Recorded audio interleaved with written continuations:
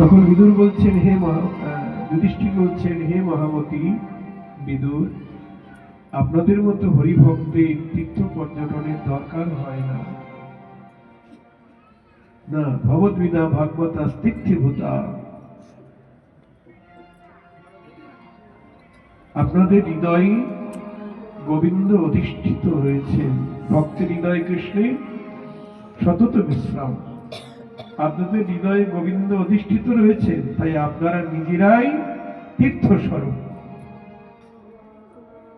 হরিভক্তর তীর্থস্বরূপ হয়ে যায় যখন তার হৃদয়ে গোবিন্দ বিশ্রাম করেন। তবে হ্যাঁ, আপনাদের তীর্থে যাওয়ার দরকার আছে। কেন? তীর্থে কুর্বন্তি তীর্থানি সন্তস্থেন গদাভৃতা।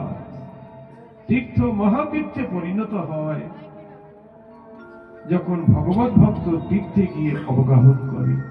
নিতাই গৌর হরি হরি। যেমন এই হরিদাস ঠাকুরকে যখন মহাপ্রভু সমুদ্রের জলে স্নান করালেন, ঘোষণা করলেন, আজ হইতে সমুদ্র মহাতীর্থ হইল। জয় রাধে। তাই গঙ্গার আনন্দ ধরছে না, আনন্দে উথাল পাতাল তরঙ্গ খেলছেন।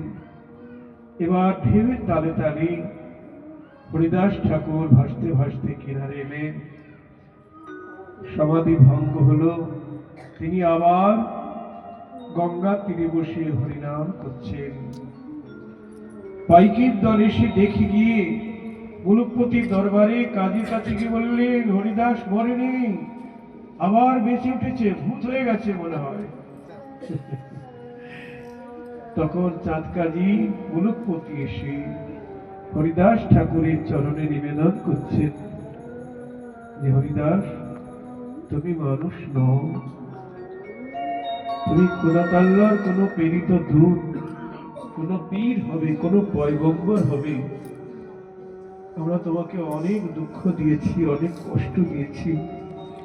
এবার থেকে তুমি